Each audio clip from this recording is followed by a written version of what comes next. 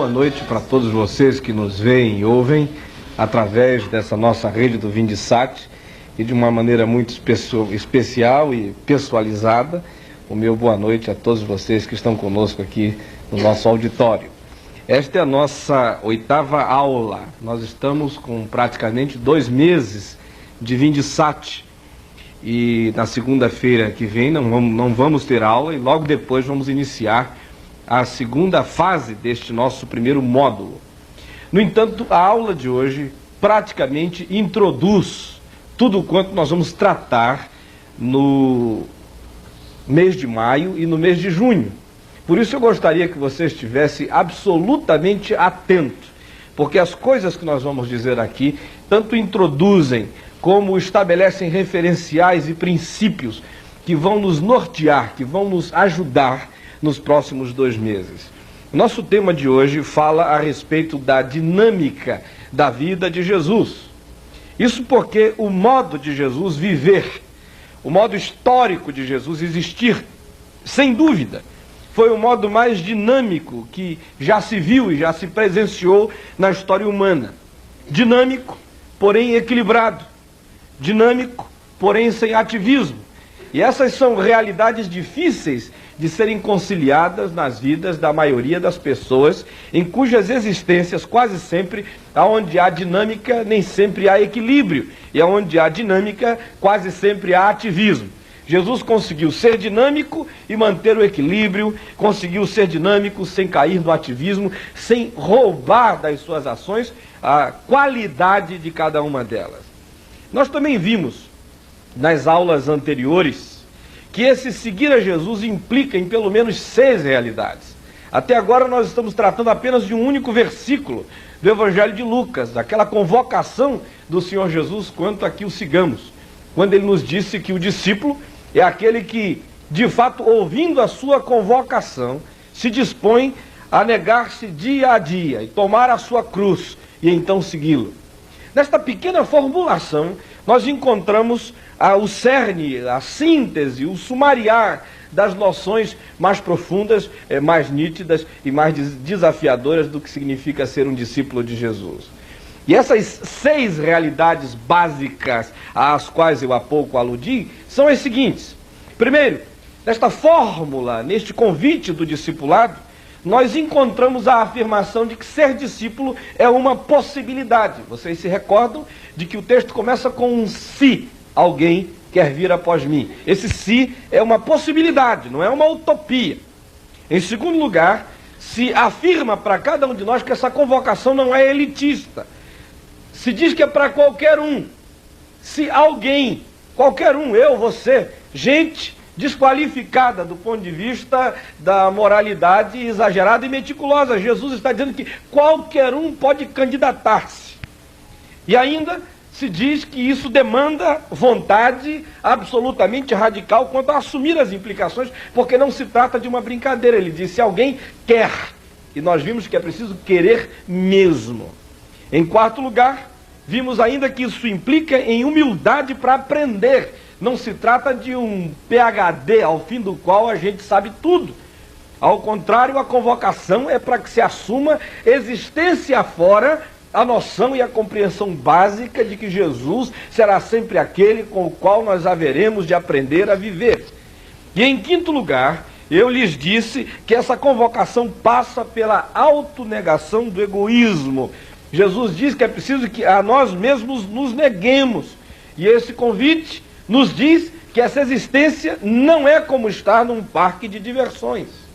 E em sexto lugar, eu lhes disse que tem a ver com a opção por uma vida que mantém comunhão com os sofrimentos de Jesus e que vive em paixão, apesar da rejeição, e sem jamais perder a solidariedade, porque Jesus diz que é para tomar a cruz, e nós vimos na aula passada que as implicações dessa concepção do que significa tomar a cruz recaem sobre a nossa comunhão com os sofrimentos de Jesus, a nossa inclusão nessa realidade. Nós vimos que tem a ver também com uma vida apaixonada por Deus e pelo próximo. Nós vimos que se trata de assumir essa paixão apesar da rejeição que nos possam oferecer. E nós vimos que essa rejeição tem que acontecer na perspectiva de uma existência, que esse enfrentamento da rejeição tem que acontecer na perspectiva de uma existência que vive de maneira solidária para com os seres humanos, para com os projetos de Deus na história. Bom, gente, após isso, Jesus diz: então venha e siga-me. Se alguém quer vir após mim, dia a dia se negue, tome a sua cruz. Nós estávamos até aqui, nesses 2 meses, na cruz. E agora ele diz: siga-me. Isso abre para nós, descortina diante de nós, perspectivas absolutamente desafiadoras, tremendas, fantásticas e eu lhes diria excitantes. E o que temos que saber daqui em diante é de fato o que significa seguir a Jesus.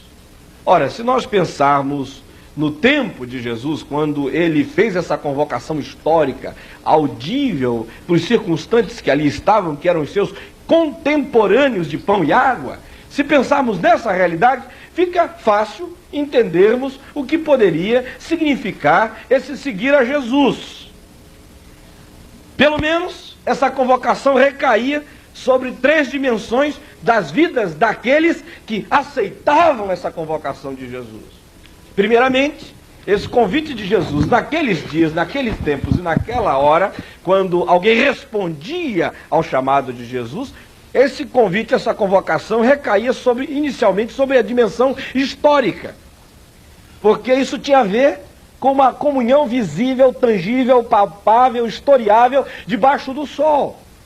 As pessoas iam ter ocasião de, daí em diante, comer com ele, dormir ao lado dele, ver como é que ele descasca maçã e come uvas, teriam todas as chances de assumirem um cotidiano concreto, prático, de uma vivência histórica tangível com Jesus de Nazaré. A segunda dimensão sob a qual recai essa convocação, ou recaía naqueles dias, era sobre a dimensão existencial das vidas daqueles que diziam sim ao chamado de Jesus. Isso porque não só as pessoas teriam ocasião histórica de andar par e passo com Jesus, mas elas iriam, sobretudo, aprender a ser gente com Jesus. Aprender a amar, aprender a viver as rejeições, aprender a se apaixonar pela existência sem sentimentalismo, a aprender um realismo que não era ceticismo, a aprender a ter surpresas sem ingenuidade, aprender a ser simples sem ser um bobo ou um tolo, aprender a ser sábio sem ser um espertalhão maldoso, enfim, tudo isso era aquilo no que desembocava do ponto de vista existencial a caminhada dessas pessoas com Jesus naqueles dias. E em terceiro lugar, aquela convocação também desembocava na dimensão social e ética, porque as pessoas daí em diante, andando com Jesus, iriam ter referenciais e balizamentos e parâmetros históricos do ponto de vista moral e ético bastante claros, a partir dos quais poderiam fazer juízo acerca do certo, do errado, do verdadeiro e do falso. Ou seja, iriam poder modelar os seus próprios comportamentos pelos referenciais morais e éticos da vida de Jesus. Agora, nos nossos dias, o que isso significa? Naqueles dias, nós já vimos que esse chamado, essa convocação recaía sobre essas 3 dimensões: a dimensão histórica, a dimensão existencial e a dimensão social e ética. Mas e hoje? O que isso significa para nós, no século XX, no Brasil, na América Latina, no Ocidente, no planeta Terra? O que isso tem a ver comigo e com você aqui e agora, hoje já?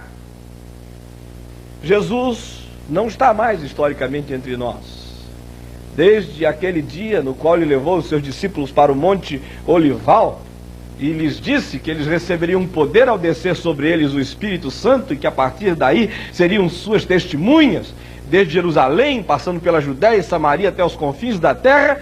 Diz lá o texto de Atos, no capítulo 1, que ele foi elevado aos céus, à vista deles, e uma nuvem o encobriu dos seus olhos, e estando eles com os olhos fitos nos céus, enquanto Jesus subia, eis que 2 varões vestidos de branco se puseram ao lado deles e lhes disseram: homens da Galiléia, por que vocês estão olhando para as alturas? Esse Jesus que dentre vocês foi assunto aos céus, um dia há de vir outra vez.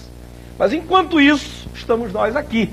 E as nuvens estão aí, encobrindo a dimensão desse Cristo glorificado dos nossos próprios olhos.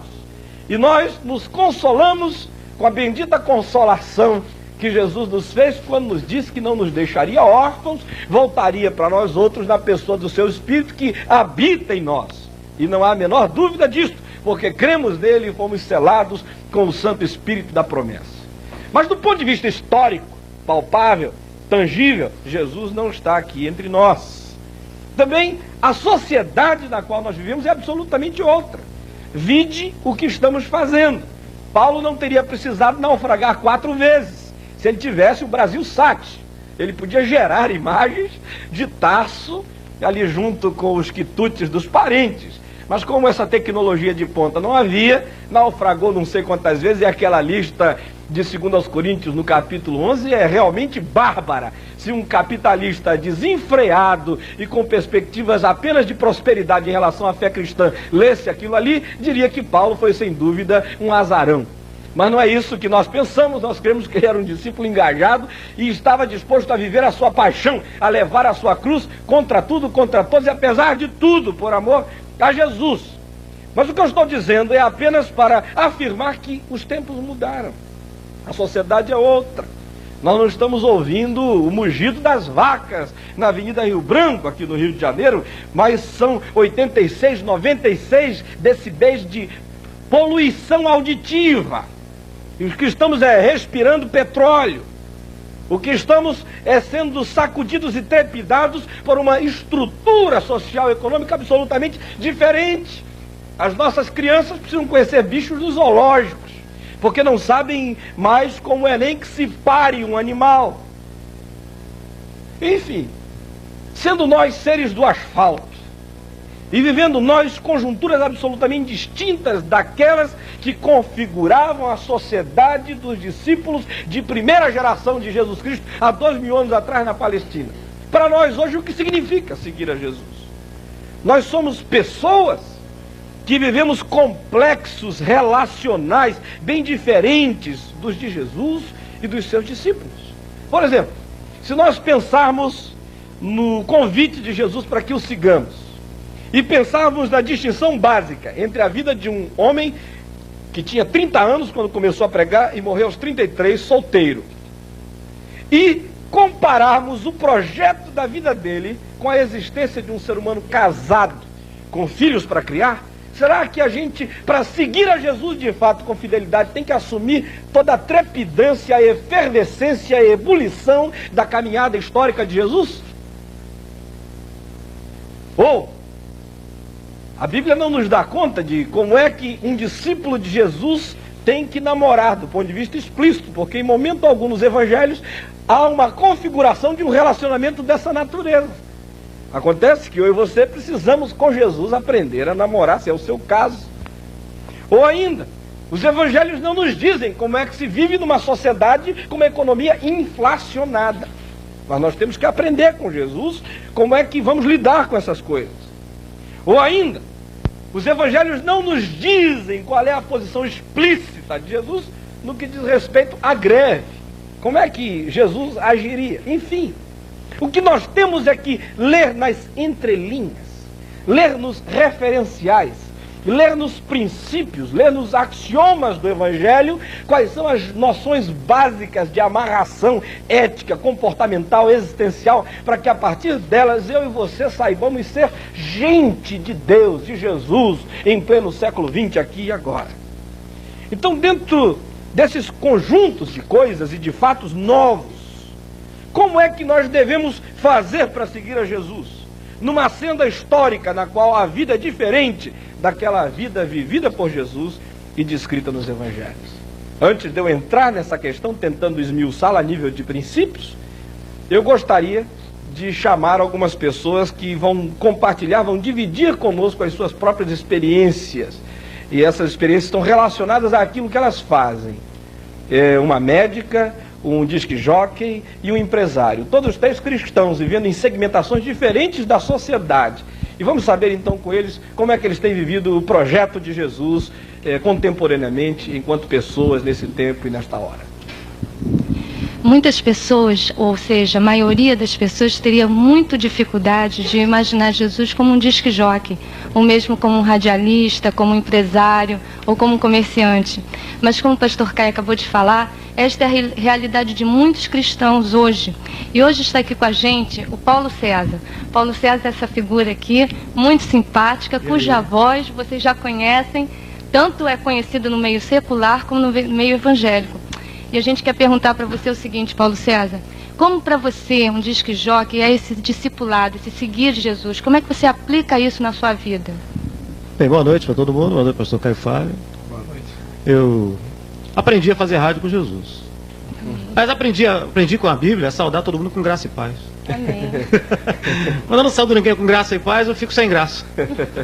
Então, Jesus me ensinou de que rádio é alguma coisa assim muito dinâmica, muito ao vivo, em que eu posso chegar ao mesmo tempo num presídio, posso chegar ao mesmo tempo no automóvel, posso chegar numa casa. Eu, por exemplo, eu fui alcançado no presídio, eu fui viciado em tóxico e de repente ouvindo um programa de pagode, de samba, de repente entrou uma vinheta, ou seja, um pedacinho de uma música que dizia assim: mas Cristo transformou o meu ser, grande diferença faz diferença ter Jesus.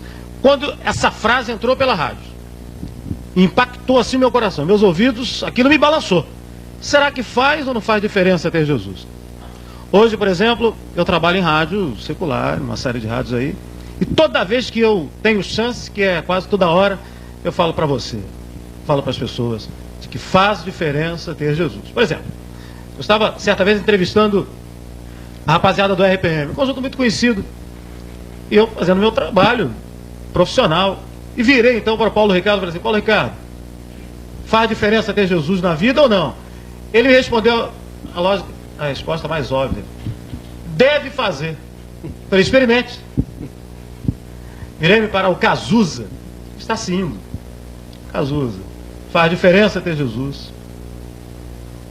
Virei para outras pessoas, mas antes de perguntar a essas pessoas, eu falo para elas entre uma música e outra, ou entre um comercial e outro, de que aquilo que eu mais gostaria que você tivesse é aquilo que eu tenho. E eu não tenho mais nada a não ser o que, uma vez ouvindo o pastor Caio Fábio falar, sempre ouço: tenho a mais rica pobreza. Outro bem não tenho além de ti. Amém. Então isso eu tenho falado para as pessoas. E como profissional de rádio, falando para você agora através de um audiovisual, quero dizer a você que, apesar de toda essa dinâmica da rádio, apesar de todos esses conjuntos, ou mesmo até com eles, Jesus tem sido assim a figura mais fantástica na minha vida. Ele tem entrado no meu coração, e através do que Jesus tem me ensinado, que fazer rádio é passar para as pessoas aquilo que elas mais querem. E eu tenho passado aquilo que eu tenho certeza que elas mais precisam, de que é do amor de Deus, de que com tudo isso que acontece por aí, e com as músicas que vêm e que se vão, elas têm uma rotatividade tão grande. Esse Jesus que a gente segue, esse Jesus que eu abracei, e que você abraçou, deve abraçá-lo, todo dia e toda hora. Ele é alguma coisa das mais fantásticas e mais dinâmicas. O rádio, ele tem assim a facilidade de ser um veículo de comunicação ao vivo e imediato. E a mensagem de Jesus é essa: eis aqui agora o dia aceitável, eis aqui agora o dia da salvação, é hoje. Então, como radialista, eu quero dizer a você, como disc-jockey, de que não tem coisa mais fantástica do que ter Jesus no coração. E é com prazer que eu o abraço, é com prazer que eu o abracei e falo para todo mundo de que Ele é a minha razão de ser. Amém. Que bom, viu, Paulo? É muito bom mesmo. E como vocês podem ver, ser disc-jockey, ser radialista, quando Jesus já fez uma diferença, já fez a sua vida diferente, é outra coisa, né? Que ótimo. E agora, para a Suzuki também, essa moça simpática que está aqui, ela é aluna do Vindisat e é médica cardiologista. Suzuki, hoje em dia a medicina está muito deturpada, até mesmo desmoralizada. Dizem muitas pessoas, né? Veem muitas pessoas isso. Como é que um médico cristão age nesse seguir Jesus dentro da prática médica hoje? Bom, a medicina é conhecida como sendo um sacerdócio, mesmo entre os incrédulos. É dito isso, inclusive, nas faculdades, né? Ainda mais, então, para o cristão que encontrou na cruz de Cristo as respostas para a dor, para o sofrimento e para a morte.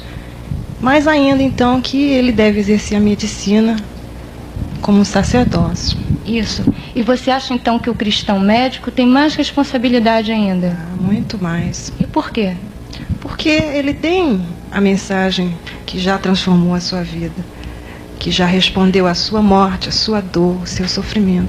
Ele está numa oportunidade à beira do leito, de poder responder a quem está também sofrendo, não só a cura, a dor física, mas a dor moral, né? A dor espiritual.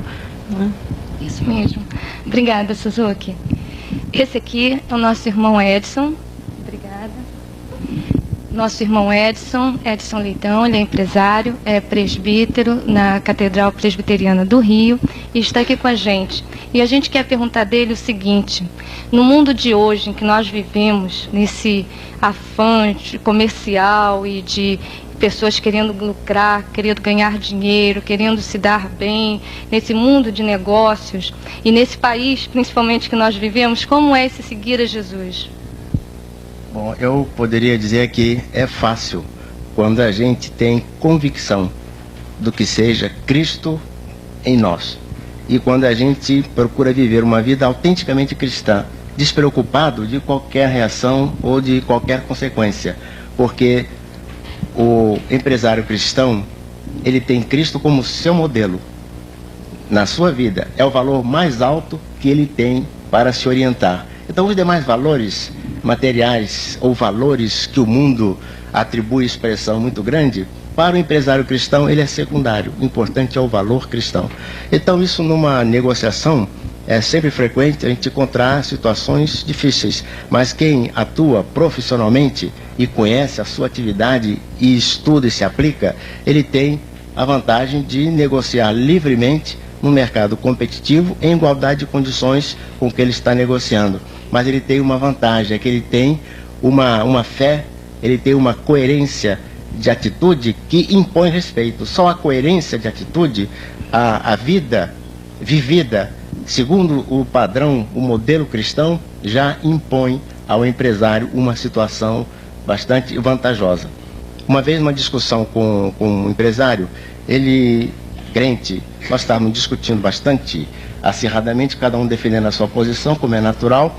Ele lembrou uma palavra de Jesus, disse assim: não, você está me entendendo mal, eu tenho convicção daquela palavra de Jesus que disse: de que vale ao homem ganhar o mundo inteiro e perder a sua alma? Nesta negociação eu não quero perder a minha alma, eu não quero ganhar muito nem ganhar o mundo inteiro. Eu achei muito bonito aquilo e foi também um ensinamento para mim, essa postura. Jesus sempre exigiu do homem a coerência. Ele era coerente em tudo que ele fazia. Então, um empresário ele tem que ser coerente com a sua fé, com a sua declaração a respeito de Jesus. Se ele for assim, ele vai ser bem sucedido, porque para ele, como eu disse, né, os valores estão colocados em planos diferenciados e ele sabe atribuir corretamente qual é o maior valor. Jesus disse uma palavra também que no mundo empresarial ela não é muito usada, mas no sentido de que não é declarada, mas é muito usada. Ele diz o seguinte, que nós devemos ser simples como a pomba e astuto como a serpente. Porque quem vive no mundo, né, tem que estar preparado para a luta do mundo, mas sem perder a simplicidade, a autenticidade, a seriedade e a verdade acima de tudo. Então, é preciso muito cuidado para não dosar, não é, a astúcia exageradamente e perder a simplicidade. O empresário cristão tem que manter a simplicidade, a singeleza nas suas atitudes, na sua postura e manter a astúcia, a criatividade para sobreviver num mundo bastante difícil, como você disse, bastante difícil, mas é possível vencer com Cristo. Que bom. Muito obrigado pela participação de vocês e você certamente deve estar fazendo essa pergunta que nós fizemos aqui para esses três irmãos a si próprio. Ou você tem respostas ou você está com muitas dúvidas. Mas vamos à aula e vamos ver o que mais temos a aprender sobre isso. Bom, sendo que há aspectos diferentes hoje na nossa estrutura social, na nossa vivência contemporânea em relação àquela realidade histórica concreta em meio à qual, imerso na qual Jesus convocou os primeiros discípulos a seguirem-no e também diferença entre a nossa composição, os nossos complexos relacionais hoje e aqueles que eram os complexos relacionais descritos no Evangelho. Então, isto posto e estabelecidas essas diferenças, é que nós devemos, a partir daí, perguntar como é que se pode ter parâmetros seguros hoje para que possamos seguir definitiva, profunda e engajadamente o Senhor Jesus Cristo, sem estarmos com medo de que, de algum modo, em função de tanta distância de tempo, nós estejamos hoje vivendo um cristianismo absolutamente esquálido e sem nenhuma vinculação com os interesses e com as intenções mais cálidas e mais radicais do coração de Jesus Cristo, nosso Senhor. Então, vejamos quais são os vários referenciais para o nosso seguir a Jesus hoje. A primeira referência que eu quero colocar diante de você é a referência da atitude interior que um cristão deve ter, e uma atitude semelhante àquela que Paulo diz em Filipenses, no capítulo 2, no verso 5, havia no coração do Senhor Jesus. Aqui há uma convocação ao discipulado do ponto de vista emocional, do ponto de vista existencial, do ponto de vista interno. Quando a palavra de Deus diz em Filipenses 2,5, tende em vós o mesmo sentimento que houve também em Cristo Jesus, pois ele, subsistindo em forma de Deus, não julgou como usurpação o ser igual a Deus, antes a si mesmo se esvaziou, assumindo a forma de servo, tornando-se em semelhança de homens e reconhecido em figura humana, a si mesmo se humilhou, tornando-se obediente até a morte e morte de cruz. O que é que esta porção da palavra de Deus está dizendo a cada um de nós? Primeiramente, o que se afirma é que um cristão, para que tenha a atitude interior que norteava, que balizava a caminhada de Jesus, precisa ter dentro de si um sentimento de serviço. Porque Jesus não quis nem mesmo ser Deus para si próprio. Ele queria ser Deus para os outros. Sendo Deus, não julgou como usurpação o ser igual a Deus, antes a si mesmo se esvaziou, assumiu a semelhança dos homens, foi reconhecido em figura humana, assumiu cidadania concreta e foi servo de todos, sendo servo de Deus da história, para que ao final Deus o exaltasse e lhe desse o nome que está acima de todo nome. Ora, Paulo está dizendo que eu e você devemos seguir Jesus nesse aspecto existencial, nessa atitude interior, tendo no coração o mesmo sentimento que produziu, que gerou a encarnação. Isso nos leva a perguntar: qual a orientação da minha vida? Ou seja, eu olho para a vida e oriento a minha caminhada na direção de quê? Eu estou orientando a minha caminhada na direção do meu próximo, ou apenas em direção dos meus egoístas interesses? Ou mais, devemos perguntar, para onde é que se voltam os meus próprios interesses? Para o outro ou para mim mesmo? Ou ainda, você deve perguntar que tipo de realização que você gostaria de ter na vida. Uma realização que acontece apenas em função de você se sentir realizado? Ou será que você é daqueles que conseguem se realizar vendo outros se realizarem? São coisas aparentemente simples e perguntas do Pequeno Príncipe, alguém diria, mas que precisam ser feitas a nós todo dia quando estamos lidando com a existência. A segunda referência que precisamos ter dentro de nós hoje, para seguirmos a Jesus, é a referência da atitude política de Jesus, que é aquela atitude da resistência pacífica. Porque os evangelhos, por exemplo, nos colocam a Jesus Cristo num mundo cheio de partidos políticos, um mundo pluripartidarista. Você tinha lá os zelotes da extrema esquerda, era o pessoal do PT daqueles dias. Você tinha os fariseus de centro-esquerda, porque eles não eram da esquerda, mas também não gostavam do fascismo romano, então eles ficavam por ali assim, um pouquinho mais para cá. Você tinha os saduceus, que eram absolutamente de centro, porque eles é que manipulavam o templo, eles eram a classe sacerdotal, então tinham que estar em cima do muro, fazer todas aquelas políticas de boa vizinhança. Você tinha os herodianos, que eram da extrema direita, e você tem aí, transitando no meio, disso tudo Jesus de Nazaré, sem bandeira política nenhuma, e ao mesmo tempo sem omissão alguma, e sem fugir de dar respostas específicas ao problema dos poderes. Por exemplo, ele relativiza César. Quando a gente lê os evangelhos e a declaração de Jesus dizendo que nem tudo era de César, ou seja, dai a Deus o que é de Deus, dai a César o que é de César, isso para nós é uma banalidade, porque hoje em dia isso parece óbvio que nem tudo é de César, mas naqueles dias César era o divino, era Deus, era o absoluto. E Jesus estava fazendo uma declaração chocante, ele estava relativizando o imperador, dizendo que nem tudo era dele. Ou quando a gente vê Jesus mandando aquele recado para Herodes, mandam dizer que Herodes estava interessado em parar a caminhada de Jesus, e que por ali ele não deveria transitar porque corria perigo. Ele então manda um recado para Herodes, dizendo: pode ir dizer a esta raposa que eu hoje curo, eu expulso demônios, eu ressuscito mortos, e eu só vou terminar quando terminar. Em outras palavras, Jesus estava dizendo que o reino de Deus prosseguiria apesar do Estado. Ou ainda, quando diante de Pilatos, Jesus diz que Pilatos não tinha todo o poder e que a estrutura romana não dava a ele o poder que ele pensava que tinha, e que o grande poder ao qual ele, Jesus, se submetia não era o de Roma, era o poder de Deus, aquele que estava acima de todos os Césares da vida. Ora, se a gente pensar um pouco a respeito dessas declarações, nós tiramos uma posição, não partidária, política, mas uma posição do ponto de vista de como devemos nos comportar diante dos poderes desta vida.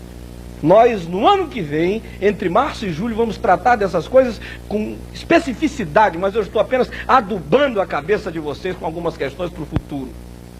A terceira referência que nós podemos ter hoje para seguirmos a Jesus é a referência da dinâmica existencial da vida de Jesus. Jesus foi uma pessoa aberta para a vida, e uma pessoa aberta para as surpresas da vida, apesar de que era Deus. Eu sempre brinco dizendo que ele era Deus, mas dava a si mesmo o direito de ter os sustos e as surpresas dos homens. A gente lê nos evangelhos, de vez em quando, Jesus diz: ó, mulher, grande a tua fé, meio assustado, né? Ou então diz: eu nunca encontrei uma fé como essa no território de Israel. Faz perguntas, ouve respostas, não é um Deus do tipo papai sabe tudo, é um Deus que dá a si mesmo, enquanto homem, enquanto gente na história, o direito de dialogar, de ter surpresas, de não ter uma agenda já toda cronometrada, e de ter a alegria que acontece como contingência de se viver as perplexidades de cada momento. Para nós, isso não significa ser cigano, daquele tipo que não tem pouso nem lugar, que está aí aberto para qualquer coisa e ao sabor dos ventos da vida. Mas também não significa sermos uma espécie de carvalho residencial, plantados irremovíveis, inamovíveis no nosso próprio lugar. É nessa tensão que devemos saber estar, nem na ciganagem dos que estão andando por aí, querendo afirmar um cristianismo desinstalado, neuroticamente desinstalado, aflitamente andarilho, e nem o daqueles que estão tão plantados em certos solos, em certas regiões, para cujas pessoas o Espírito Santo não tem o direito de dizer que os quer além, porque daqui eles não saem, daqui ninguém lhes tira. Em quarto lugar, nós precisamos ter a referência de uma vida orientada na direção de Deus e do próximo. Na vida de Jesus era assim que as coisas aconteciam, e as outras realidades eram absolutamente secundárias. Se não, vejam, inicialmente, para ele, o que vinha na frente do altar era a necessidade do perdão. Vocês lembram? Como a vida dele orientava-se na direção de Deus e do próximo, e ele orientava a dos outros nessa perspectiva? Ele disse: antes de você ir para o altar, vá se reconciliar com seu irmão. Ou ainda, ele diz que primeiro o que vinha era o homem caído, só depois é que vinha o ofício sacerdotal e o ofício levítico. Esse é o espírito da parábola do bom samaritano. Oriente prioritariamente a sua vida na direção de Deus e do próximo. Depois vem a liturgia, depois vem o culto, depois vem os ofícios, porque tentar ser fiel a Deus, priorizando as formas litúrgicas e não o ser humano caído, em função de cujo homem é que a liturgia existe, é uma aberração. Oriente a sua vida na direção de Deus e do próximo. Ou ainda ele diz que primeiro vem a necessidade humana, só depois é que vem o sábado. Mas se os seres humanos têm fome em dia de sábado, ele não lhes coíbe o apanharem as espigas para comerem, porque o sábado foi feito para o homem, não o homem para o sábado. E se tem alguém doente em dia de sábado, ele cura e diz que se um pai tem coração generoso, não deixa para domingo, no que diz respeito a ver o filho caído num buraco e dizer: filho, hoje é dia santo, amanhã eu pego você aí dentro. Ao contrário, contra todas as proibições sabáticas, ele arremessa-se caridoso para arrancar seu filho dali, e ele diz: assim é Deus, assim sejam vocês. E mais, ele diz que primeiro vem o dever para com os pais, depois a tradição. Não é isso que ele diz acerca daquela tradição dos anciãos, o chamado Corban? Quando se dizia, por invenção dos teólogos do jeitinho, que ao invés de se honrar pai e mãe, sustentando o pai e mãe, se alguém quisesse pegar o dinheiro que seria para o sustento do seu pai e dar para o templo, ele ficaria isento do mandamento de honrar pai e mãe. Jesus disse: não, primeiro vem a honra para com os pais, depois a tradição. Em todas essas coisas, o que nós lemos de maneira pujante e clara é o seguinte: orientem a vida de vocês prioritariamente na direção de Deus e do próximo. Em quinto lugar, vem a referência de uma vida onde não havia nem ascetismo e nem luxúria. Bom, neste ponto, eu gostaria que você considerasse aquilo que nós temos a dizer, porque essa realidade pode ajudar bastante você no que diz respeito a orientar a sua vida nesse tensionamento, onde o que aparece e o que surge é um estilo de vida simples e a modéstia. Se não, observe, na vida de Jesus não havia ascetismo. Ele tinha uma túnica bonita, não é? Um asceta jamais se vestiria daquele jeito. Ele gosta da boa comida e quando realizou o milagre de transformar água em vinho, tratou de fazer o melhor vinho. Um asceta também não faria daquilo, ia preferir tomar vinagre para sentir um gosto ruim e tal. Ou ainda, a Bíblia nos diz que ele gostava das festas e dos eventos sociais, estava nos banquetes, fez o primeiro milagre num casamento. Ele usava um barquinho para evitar sacrifícios desnecessários, não é?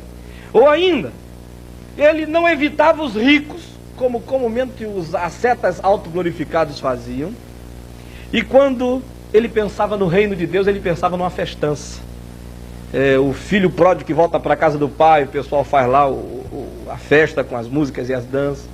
O reino de Deus é como uma boda de alegria, um casamento esfuziante.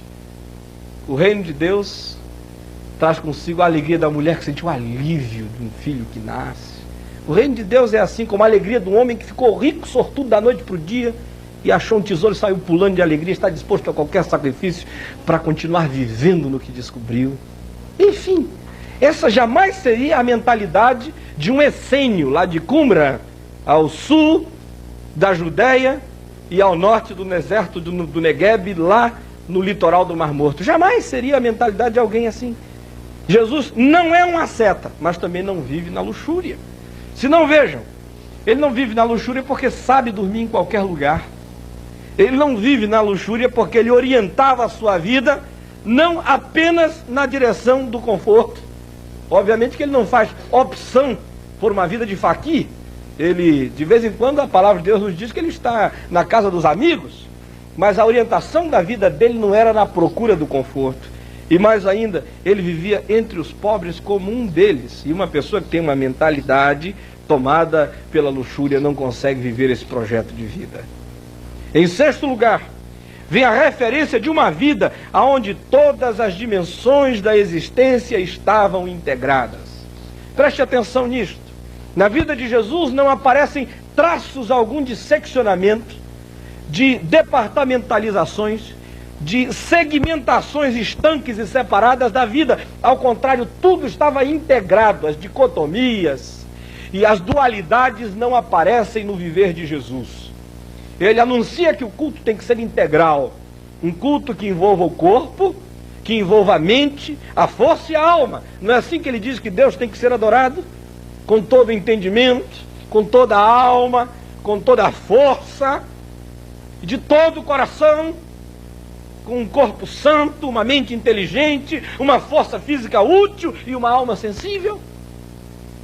Não há aqui exacerbação de parte alguma, como acontece entre nós evangélicos. Há daqueles que exacerbam a mente, há daqueles que exacerbam só a emoção, há daqueles operosos, tipo teologia da libertação, que só espiritualizam a força utilitária, e há daqueles que são os hipersensíveis, os só da alma e das emoções floreadas. Na vida de Jesus, o físico e o espiritual estavam juntos. E ainda o profano e o sacro eram indistinguíveis. Vocês querem ver isto? Abram, por favor, em Marcos, no capítulo 5, do verso 1 ao verso 43. Todos abram para acompanhar o que eu tenho a lhes dizer. Marcos 5, do verso 1 ao verso 43. No início deste capítulo 5 se diz que Jesus vai a Gadara e liberta um endemoninhado de Gadara. E ele foi num barco, e o verso 21 diz que ele volta no barco e chega a outra margem. E o que é que acontece? Ele sai do cemitério de Gadara, de uma visita a um possesso, passando perto de sepulturas, e mais ainda, andando perto de porcos, porque foi nos porcos que os espíritos malignos entraram, e sai daí e vai para o outro lado do mar da Galileia. E o que acontece? Diz a palavra de Deus que ele acaba indo passar o fim da tarde na casa do chefe da sinagoga, o Jairo. Vocês podem imaginar isso, esse trânsito entre a profanidade absoluta e a sacralidade total. Isso é um dia só de Jesus. Ele vai do endemoniado ao presidente do presbitério, vai do endemoniado ao presidente da Convenção Batista Brasileira, vai do endemoniado à casa do arcebispo. Para ele não há essa distinção, essa fronteira entre o profano e o sacro. O que há é a vida, para ser vivida, integrada em todas as suas dimensões. E esse é apenas um dia da vida de Jesus. Que dia extraordinário de integração total das partes da existência. Em sétimo lugar, minha gente, aparece a referência de uma vida santa, porém não neurótica. A santidade de Jesus não passava pela psicose nem pela neurose, como frequentemente acontece entre nós, nos nossos projetos de santarronice adoecida. Uma das provas de que a vida santa de Jesus não conhecia a neurose e as fobias autodefensivas está no relacionamento dele com as mulheres. Ele conseguia ser amigo de mulheres, sem precisar ter um secretário vigiando a conversa. As mulheres o tocavam, é o que diz a palavra de Deus, pelo menos em 2 ocasiões. Beijam-lhe os pés, o tocam, enxugam lágrimas com os cabelos nos pés de Jesus, o ungem, o servem, como diz Lucas 8, de 1 a 4. E mais, ele ensina as mulheres, e Maria, irmã de Marta, consegue se assentar aos pés dele para ouvir uma lição, sem que precisasse haver um diácono policiando. E ele também não temia a solidão de um diálogo com uma mulher. É o que diz João no capítulo 4, apesar de que os discípulos dele tinham outra cabeça. E quando chegaram de Sicar, que viram-no conversando com uma mulher, quiseram perguntar: o que tu falas com ela? Por que estás conversando a essa hora, neste lugar, essa coisa toda, né? Mas não tiveram coragem. Eu até gostaria que tivessem tido, porque a gente iria ter uma resposta tremenda para compartilhar hoje no Vindissat com vocês. Mas o silêncio deles mostra que havia uma afirmação muda de Jesus com relação ao direito dele ser santo naquele relacionamento dialogal. Pois bem, para mim essa é uma das manifestações dessa vida santa, porém não neurótica, que Jesus vivia. Em 8º lugar, vem a referência de uma vida de fé, porém realista. O que não acontece conosco. Quem tem fé é geralmente arrebatado, alienado, esotérico, esse tipo flutuante, que anda nas nuvens, essa coisa toda que vocês sabem, não vivem pela fé, vivem pela fé dos outros, né? Assim, dependendo dos outros, morcegando, como eu já falei aqui outro dia, não é? São os arrebatados imprevisíveis, que não calculam nada. E quem tem realismo, quase sempre é cético, não crê em coisa alguma, não se arrisca de modo nenhum. Mas Jesus concilia essas partes. Vocês vejam o que ele diz. Primeiramente, ele nos afirma que Deus nos sustenta como sustenta aos pássaros e aos lírios. Mas, de um outro lado, ele manda o discípulo calcular para ver se com tantos tijolos se faz uma torre, para ver se com um contingente de 10 mil homens se enfrenta quem vem com 20 mil. Enfim, ele prega a previsibilidade, a planificação. Ou mesmo, quando ele nos diz que a palavra de Deus é alimento, no entanto, ele nos diz também que o homem necessita de pão, mesmo num retiro espiritual. E foi por isso que multiplicou peixes e pães em pleno retiro espiritual. Então esta é mais uma referência de Jesus para nós hoje, a de uma vida de fé, porém absolutamente realista. E em nono lugar, vem a referência de uma vida aferrada à Escritura, porém com lógica.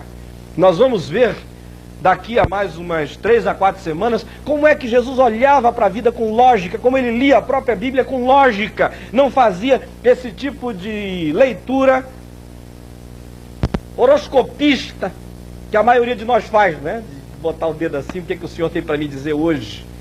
Ao contrário, a relação dele, a interpretação dele da palavra estão plenas de bom senso, de inteligência. Não são interpretações esotéricas, mágicas, desconectadas com as realidades concretas da vida. E por último, vem a referência de uma vida que orava, porém agia. Frequentemente nós o vemos subindo nos montes para orar, dedicando-se à intensa oração, mas na manhã seguinte nenhum de nós o vê na ociosidade, no descanso da vigília. Nós sempre o vemos em ação na vida. A caminhada de Jesus era absolutamente consequente com os compromissos que ele assumia diante do Pai em oração. A oração não era um pretexto para a omissão histórica. E a ação histórica não era uma caminhada prepotente porque desvinculada de um compromisso com Deus. Oração sem ação é negligência. Ação sem oração é mera prepotência. E na vida de Jesus essas coisas estão ligadas. Nosso tempo já acabou, mas eu vou pedir um pouquinho mais de folga para prosseguir, ainda que eu tenha que encolher nas nossas perguntas e respostas, porque eu ainda tenho um bocado de coisa pela frente. Bom, gente, é olhando para o estilo de vida de Jesus que nós vamos entender tanto a sua palavra, como o jeito de Deus ser Deus, como também o padrão para a nossa vida e para o nosso caráter aqui, agora e hoje. Então vamos começar pensando, vamos começar perguntando pelo significado das palavras de Jesus, que tem que ser procurados na vida de Jesus. Preste atenção, parece que eu disse a mesma coisa com redundância, mas não disse não.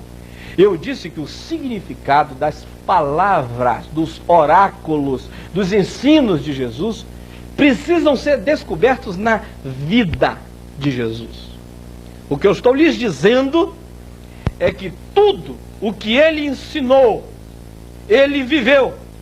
Ele é o verbo que se fez carne, conforme nos diz a palavra de Deus em João, no capítulo 1, no verso 1. Ou ainda, as suas palavras ganharam nele sangue, nervos, respiração, pele e suor. É o que nos diz João, no capítulo 1, no verso 14, quando nos diz que esse verbo veio morar aqui no meio das conjunturas humanas, feito gente entre nós. Então, repetindo o que eu lhes disse, o significado das palavras de Jesus tem que ser procurado na vida de Jesus por uma razão simples. Se o verbo, se a palavra se fez carne, se fez gente, se fez história, então para que você vai ficar gastando 1000 livros de exegese e de termos gregos e de concordâncias? Não que essas coisas não sejam boas, são úteis. Mas se você pode tentar discernir o significado da palavra a partir do verbo que se fez carne. Ou seja, Jesus é a palavra andante. Se você não tem nenhuma biblioteca, mas se você consegue ver a caminhada de Jesus nos evangelhos, é a partir dessa caminhada que você tem que entender o que ele estava querendo dizer. Você quer ver um exemplo disso? Eu convido você a abrir a sua Bíblia aqui em Mateus, no capítulo 5, no Sermão da Montanha. E aqui nós vemos Jesus dizer no verso 13, bem-aventurados os humildes de espírito, porque deles é o reino dos céus. O que significa isso para nós? Nós já vimos que, se nós formos pegar simplesmente um comentário exegético para ver o significado da palavra humildes, a gente pode chegar a algumas conclusões interessantes. Ou se nós formos pegar o melhor da sabedoria humana para entendermos o que é ser humilde, nós podemos chegar a uma conclusão interessante e escrevemos um livro sobre a humildade do cristão. Mas para que essa perda toda de tempo, se o verbo se fez carne, se a palavra se fez gente? Ora, se eu quero saber o que é ser humilde, eu vou procurar na coerência da vida de Jesus, porque tudo que ele disse, ele viveu. Então, nenhum projeto de humildade vai ser diferente da humildade de Jesus. E muitos dos nossos projetos de humildade são projetos lânguidos e adoecidos, que nada tem a ver com a humildade encarnada por Jesus. Ou o que significa bem-aventurados os que choram? São os carpideiros evangélicos, é isso? Olhe para a vida de Jesus, se a caminhada dele era um pranto gemido o dia inteiro. O que significava esse chorar na vida dele? Ou o que significava ter fome e sede de justiça? É pegar metralhadoras e sair fazendo guerrilha por aí para libertar os oprimidos? Na vida de Jesus, como é que ele se solidariza e como é que ele manifesta essa fome e sede de justiça? Enfim, gente, se o verbo se fez carne, procure entender o verbo encarnado na pessoa de Jesus de Nazaré. Em segundo lugar, eu lhes disse que nós podemos aprender o modo de Deus ser Deus. Porque o modo de Deus ser Deus tem que ser conhecido em Jesus. Em Jesus é que nós sabemos como Deus é. Ele é a imagem do Deus invisível. Ele é a expressão exata do ser de Deus, como diz Hebreus capítulo 1, versos 1 e 2. É a expressão exata. E ele disse, quem me vê a mim, vê o Pai. Essa foi a maior blasfêmia que ele disse do ponto de vista da teologia dos sacerdotes e do Sinédrio. Quem me vê a mim, vê o Pai. E disse lá para o Filipe, Filipe, tu estás perdendo tempo. Quem me vê a mim, vê o Pai. Como dizes tu, mostra-nos o Pai. Não crês que eu estou no Pai, que o Pai está em mim. As palavras que eu vos digo, não as digo por mim mesmo, mas o Pai que permanece em mim faz as suas obras. Crede-me que eu estou no Pai, que o Pai está em mim. Crede-me ao menos por causa das mesmas obras. Ora, quando a gente entende que o modo de Deus ser tem que ser conhecido em Jesus, acabam-se as deformações de Deus na nossa cabeça. Esses deuses mais parecidos com Dagon, mais parecidos com os Zeus da mitologia grega, porque há muita mitologia no nosso meio cristão. Tem uns deuses bárbaros por aí, tem uns deuses diabólicos na cabeça de muitos crentes, uns deuses esmagadores, apavorantes, tirânicos, despóticos, ingratos, incapazes de ver a alegria humana sem estragar o prazer. Um Deus padrasto, um Deus barba azul, há muito na cabeça de muita gente. Se você quiser saber como Deus é, olhe para Jesus, para o jeito de Jesus ser Deus. Manso, humilde, caridoso, que não esmaga a cana quebrada, não apaga a torcida que fumega, não brinca com o pecado, mas não anda esmagando ninguém a priori, dá sempre chances para o indivíduo se recuperar. Um Deus que não estava incondicionalmente do lado dos religiosos, ao contrário, os enfrenta com coragem, e é misericordioso com os que estão distantes dele, e sempre dá a eles a chance de voltarem à casa do Pai, e os recebe com um abraço caloroso, como o pai do pródigo fez com ele. Se você quiser saber quem é Deus, olhe para Jesus. Lá você vai saber quem é Deus. E mais ainda, o que nós devemos ser em Jesus se configura. Nós não só sabemos o que Deus é, mas em Jesus nós sabemos o que o homem deve ser. Porque ele é o homem tipo. A palavra de Deus diz em Colossenses, no capítulo 2, no verso 6. Ora, como recebestes a Cristo Jesus o Senhor, assim também andai nele. E 1 de João, no capítulo 2, no verso 6, diz, aquele que diz que permanece nele, esse deve andar também assim como ele andou. Eu estou terminando, para a alegria de todos vocês e da minha mulher que está ali na produção, gemendo de aflição, porque eu estou estourando todas as medidas. Seguir a Jesus não significa dizer a cada rico que encontrarmos pelo caminho que ele precisa vender tudo que tem e dar aos pobres para ter um tesouro nos céus, porque Jesus não procedeu assim com todos os ricos que encontrou. Seguir a Jesus não significa tentar ressuscitar todos os mortos que encontremos, curar todos os doentes que nos apareçam, ou apaziguar todas as tempestades que nos surgem. Seguir a Jesus significa ter os parâmetros gerais da sua vida como referência para as nossas vidas, na certeza de que o próprio Espírito Santo há de nos ajudar aqui dentro da forma. Lembram-se desta aula, a terceira? Dentro da forma, tenhamos a liberdade para sermos nós mesmos, para Deus e para o nosso próximo. Nós estamos só começando. Temos mais 2 meses para ver com detalhes isso que eu acabei de lhes dizer até aqui. Jesus é aquele em quem nós vamos nos estereotipar. Ele é o modelo. Ele é que é único, verdadeiramente humano. Nos dias 14 a 17 de junho deste ano, será realizada aqui no Rio, no Templo de Nova Vida, Aliança 88, o primeiro congresso carismático sobre o Reino de Deus. Entre os oradores convidados, o reverendo Larry Christensen, o diretor internacional da Renovação Luterana, bastante conhecido pelos seus livros e pelas suas conferências em todas as partes do mundo.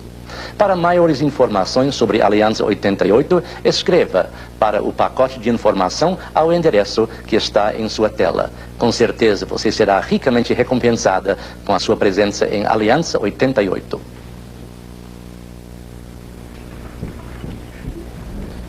O Vindisat reservou este espaço para você anunciar o seu produto, o seu negócio, a sua empresa ou até, quem sabe, algum evento promovido por sua igreja local. E assim como a Editora Vida e a comunidade Nova Vida têm feito ultimamente, anuncie você também no Vindisat. Ligue para a gente e nós lhe daremos todas as informações necessárias. O que você acha do cristão se envolver com a política? Alex, como você vê o cristão participando de greves? Bem, Renato, o cristão participando de greve, eu tenho uma opinião bem própria a esse respeito. Isso também daria um papo umas 2 horas. Mas por quê? Porque Cristianismo e Política, um livro do pastor Robson Cavalcante, une a teoria bíblica e a prática histórica para responder a essas e a outras perguntas. O pastor Robson Cavalcante tem anos de participação política e nem por isso tem deixado de viver o cristianismo. Você pode encontrar esse livro na livraria evangélica da sua cidade ou pedi-lo através do seu coordenador. O Vindisat também está muito contente com as visitas que tem recebido. E hoje nós temos a visita de Wilson Narciso e Maria das Dores, de Goiânia. Aldinha vai falar com eles. Este aqui é o irmão Wilson. Ele e sua esposa Maria das Dores estão aqui nos visitando e trouxeram também muitos visitantes. Wilson e Maria das Dores, como é que está sendo o Vindisat lá em Goiânia? Em primeiro lugar, eu quero cumprimentar o pastor Caio Fábio e também aos irmãos de Goiânia que estão ali nos assistindo agora. Uma boa noite para todos. Quero dizer também para o pastor Caio Fábio que eu tenho aprendido muito com Jesus através dele. Minha vida tem sido enriquecida e eu tenho me alegrado muito. Ali em Goiânia, nós temos várias pessoas que estão participando, estamos muito animados e há vários novos alunos que estão chegando. E eu agradeço muito a Deus por este meio que está sendo usado, porque está sendo de grande edificação. Para mim, eu estou muito alegre. Eu vim participar aqui no Rio de uma convenção e aproveitei a oportunidade para chegar aqui. Está aqui também conosco o irmão Peniel. O irmão Peniel é pastor em Brasília e tem um programa de televisão. Irmão Peniel, qual é o seu programa? Nós temos a oportunidade de apresentar em Brasília o programa Cristianismo Hoje, que é apresentado através da TV Capital, Canal 8, todos os sábados, às 12h30. E o senhor, como um homem, como pastor e também uma pessoa que lida com televisão, como é que o senhor está vendo o Vindisat? Eu poderia dizer que eu me sinto hoje, assim, reconfortado por uma tríplice alegria. A primeira alegria é de saber que o deserto não é tão árido como às vezes nós pensamos, né? Estamos trabalhando em televisão e vemos esse pioneirismo do pastor Caio entrando via satélite para todo o Brasil, um trabalho que realmente é extremamente importante. E essa é a minha segunda alegria, saber que muitas vezes as nossas evasivas não se justificam. Alegar simplesmente que as portas estão fechadas é uma fuga que não se justifica absolutamente. As portas estão abertas e o Brasilsat, a Vindisat, é um exemplo claro disso.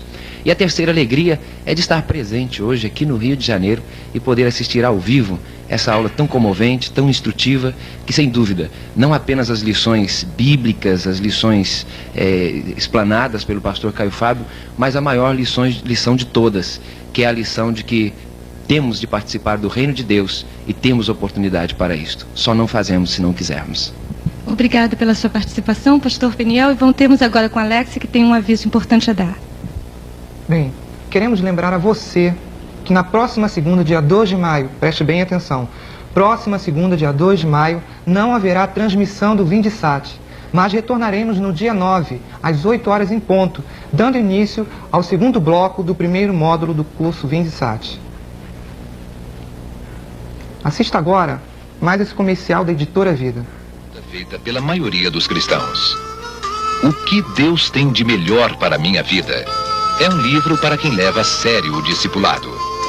Trata-se de devocionais para a vida diária, que de maneira prática transmitem ao leitor a beleza e poder da vida que tem Cristo como centro.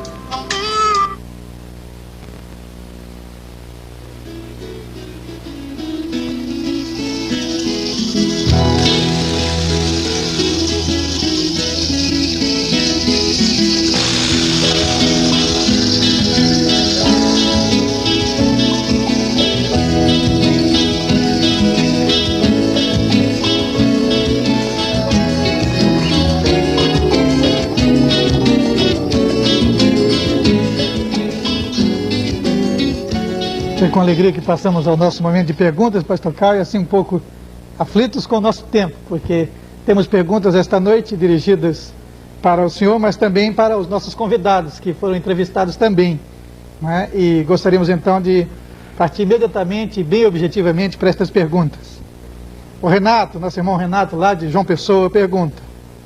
Primeiro ele diz, infelizmente, na prática, a fé dos cristãos é medida pela quantidade de dinheiro que eles têm no bolso. Como viver numa economia tão falida e inflacionária e ao mesmo tempo investir num projeto tão grandioso como o Vindisat?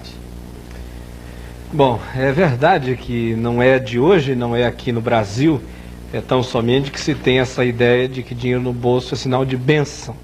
Já desde muito que assim se pensa, e a história judaica toda está aí para mostrar que essa concepção habitou, norteou muitas das mentes religiosas na antiguidade, e entre nós, frequentemente, essa teologia aparece. Hoje em dia ela é batizada com o nome de teologia da prosperidade.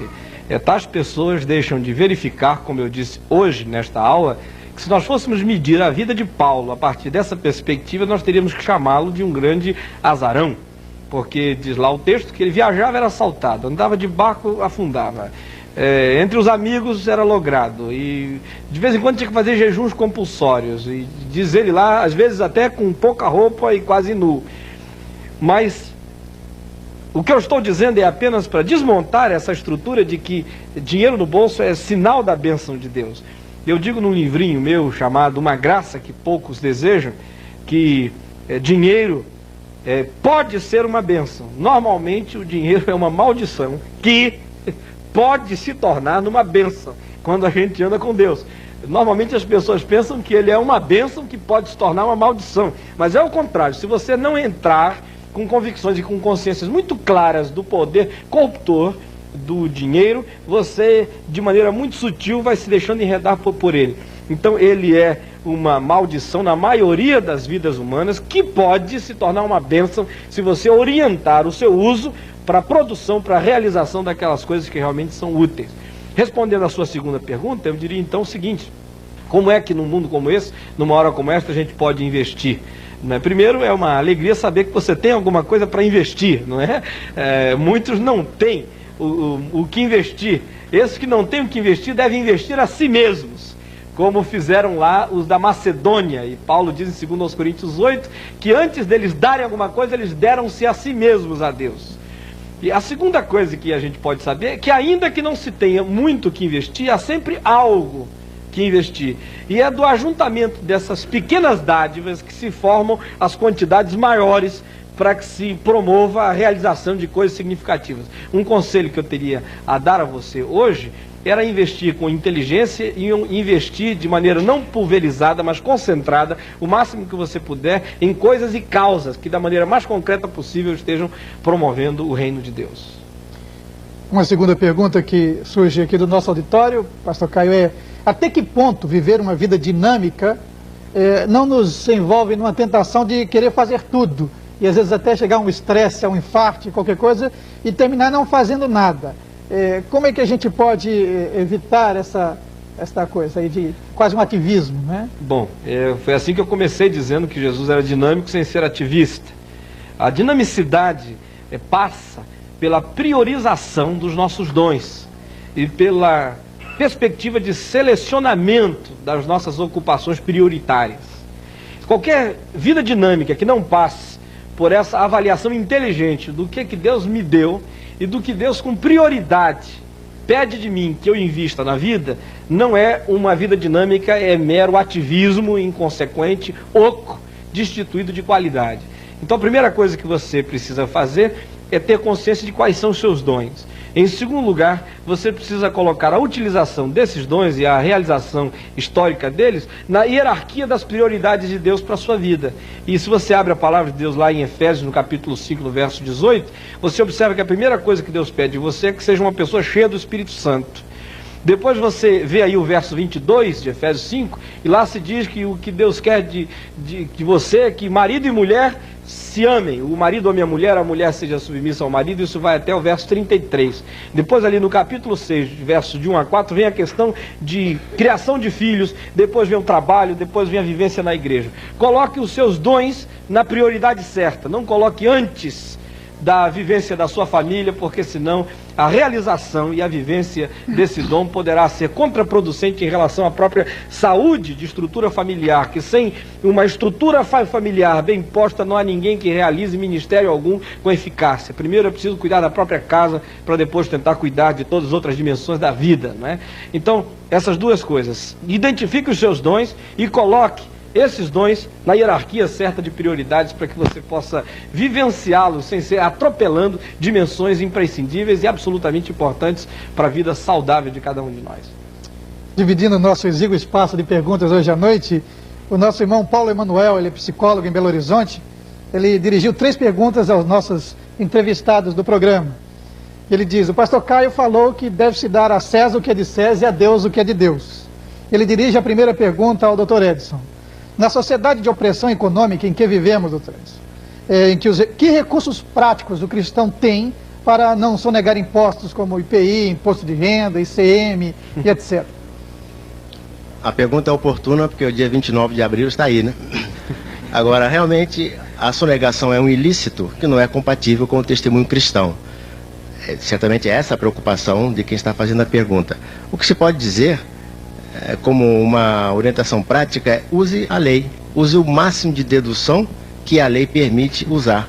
Seja generoso, contribua para instituições, contribuições filantrópicas para instituições que a lei permite, e assim você estará dando uma contribuição e você estará deduzindo uma parcela do seu imposto, dos impostos onde são permitidas essas deduções. Mas faça isso em dezembro, porque em dezembro a sua contribuição não terá desgaste de valor monetário, quando você fizer a declaração no ano seguinte. É uma maneira bem prática de resolver alguns problemas. Para a doutora Suzuki, a pergunta vem: como a doutora Suzuki vê certos profissionais que dão um preço com recibo, né, da consulta, e dão outro preço sem recibo? Bom, particularmente eu acho que isso é uma sonegação, né? Eu não adoto isso, não aceito isso, e eu não acredito que seja uma atitude cristã. Mas eu abro um parênteses e digo que também a gente não pode ficar julgando e olhando apenas esses tipos de atitudes. Eu acho que faltar com amor, né, para com o doente, né, isso que é a sonegação maior, sabe, de vida, da resposta, porque ele vai morrer sem a salvação. Essa sonegação eu acho que é vital, sabe? Para o nosso querido irmão Paulo César, há uma pergunta bem prática. Ele diz: que tipo de opressão um disc jockey tem no sentido de negar a sua fé? Como é que ele é cobrado e pressionado a negar a sua fé aí? Sim, várias as chances. Uma das vezes que transaram-se comigo foi com relação aos comerciais. Paulo César, tem que gravar os comerciais que falam sobre Caninha 51. Boa ideia. Eu falei: não tem nada de boa ideia porque eu não vou gravar nada. Não vai, mas você assinou um contrato com a empresa e tal. Eu falei assim: bem, eu assinei um contrato que a minha voz seria veiculada em anúncios para a emissora, desde que esses anúncios fossem passados primeiro por uma perícia. E eu não gravo, seja o que for, nunca gravei. Certa vez também me colocaram: Paulinho, você vai ter que apresentar um especial sobre um especial de heavy metal. Eu falei: não adianta, que eu não vou transar isso de jeito nenhum. Então eu tenho sofrido uma série de pressões, inclusive eu trabalhei numa empresa, uma rádio imensa aqui no Rio de Janeiro, em que, exatamente por eu não querer fazer esse tipo de especial de música de heavy metal, eles me demitiram. Só por isso, você está demitido, porque você desobedeceu uma das ordens da casa. Eu falei, não é isso, é simplesmente que isso não é compatível comigo. Servir Jesus, seguir a Jesus, é como diz o meu coração no Salmo, de boas palavras, explode o meu coração, por isso é que eu não transo isso. Amém. Voltando às nossas perguntas aqui, pastor Caio, de Uberlândia, uma irmã que não se identificou, diz: como colocar em ordem de prioridade coisas da vida de uma mulher casada que tem um período de trabalho fora de casa, filhos e compromissos da igreja, e um marido que não está nesse contexto, que não é evangélico e teria dificuldades de entender as prioridades dela? Bom, eu respondi ainda há pouco. Eu vou só repetir para quem quiser anotar o meu esboço aí de Efésios 5. Verso 18 diz que é para ficar cheio do Espírito, isso independe de frequência à igreja, independe de reunião de oração das senhoras, independe de movimentação, isso acontece na sua atitude diária. E o texto diz lá, não é? Que isso acontece quando a gente louva de coração ao Senhor, quando a boca da gente fala com salmos, coisas boas, quando nós nos sujeitamos uns aos outros no temor de Cristo, enfim, coisas que tem a ver com a nossa relação cotidiana e não com o lugar concreto do templo. Em segundo lugar, a Bíblia manda que venha como prioridade a relação marido-mulher. Não é nem a relação familiar no sentido amplo, é marido-mulher. Isso vem antes da igreja. Ser a melhor mulher que você puder para o seu marido e o marido ser o melhor marido que puder para a sua esposa é um compromisso prioritário com Deus antes de se ter qualquer compromisso com a própria igreja. Tem muita gente invertendo as coisas. Depois vem os filhos, depois vem o trabalho e depois é que vem do verso 10 em diante essas questões relacionadas ao ministério explícito. Então, se a gente puser isso na ordem, acabam-se muitos desses problemas de competição desenfreada da vivência da igreja, às vezes até com o leito conjugal, com qualquer outra coisa, não é? E com relação ao seu trabalho fora, ali o texto diz que vem cheio do Espírito, o marido, os filhos, depois o trabalho, patrão, empregado, o senhor, o servo, essas coisas. Isso não tem a ver com carga horária, mas tem a ver com prioridade de atenção, de qualidade de vida a esses temas e a essas relações da vida. Nós vamos terminar agora, falta só um minuto, e se nós passamos aqui um minuto, nós pagamos 15. E eu tenho certeza que vocês não querem isso, né? Então nós vamos orar juntos, e eu quero que você pegue na mão do seu irmão aí onde você está, vamos orar juntos. Pai, obrigado, porque podemos falar contigo independentemente de grandes rituais, ou de mecanicismos, ou de grandes preparações. A tua palavra diz que nós estaríamos ainda a falar e tu já estarias respondendo. Pedimos agora por essas milhares de pessoas que estão de mãos dadas conosco, por este país afora, rogando que o Espírito Santo aplique nas suas mentes e nos seus corações aquilo que foi palavra tua, aquilo que foi pré-compreensão minha, opinião minha, entendimento errado de minha parte. Apaga das mentes desses queridos, porque nós queremos que fique no coração humano apenas aquilo que é tua palavra. Amém. Porque queremos viver por meio da tua palavra, amar a tua palavra. Ó Senhor, faz isso, nós pedimos que seja assim, rogamos que esta seja uma semana maravilhosa e que daqui a 2 semanas possamos estar juntos outra vez com muita alegria no coração, em nome de Jesus. Amém.